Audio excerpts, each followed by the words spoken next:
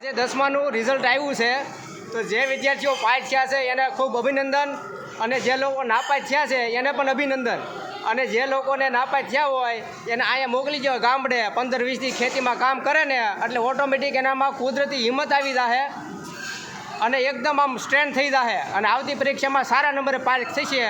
એટલે આપણે એ બધાને પ્રાર્થના કરીએ કે ભાઈ અહીં વહી આવો તમે તારે સિમરનમાં કે ગવાહોના ગામડે વહી જાઓ અને 15 દિવસ ખેતીમાં મૂકી આવો એટલે એને થઈ જાય કે આ પરિસ્થિતિને શું કહેવાય અને પરિસ્થિતિને અનુકૂળતા પામી જાય કે ભણ્યા સિવાય કોઈ છૂટક્યો નથી, આપણે ભણવું પડશે તો જ આગળ વધી શકશું। એટલે 15 દી ખાલી એને ગામડાની મુલાકાત કરાવો એટલે છોકરા ભણવા મળશે, તમારે નહીં પ્રેશર કરવું પડે, એને કાંઈ નહીં કરવું પડે, ઓટોમેટિક એને ભણવામાં ધ્યાન જાય। કારણ કે આપણા બાપ દાદા ખેતી કરીને કેટલી મહેનત કરીને તૂટી ગયા છે એને ખબર નથી।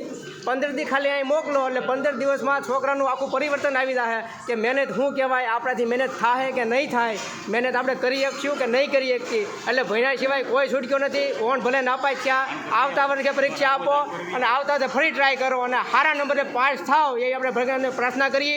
આ ખેડૂતો એટલા જો મુસીબતો આવે છતાંય સામનો કરી અને કઠિન પરિસ્થિતિમાં થઈ અને મનોબળ એનું મક્કમ નથી તોડતો, મનોબળ સાથે ફરી વખત પ્રયત્ન કરે છે।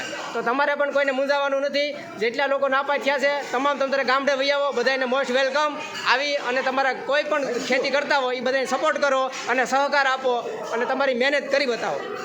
સરસ।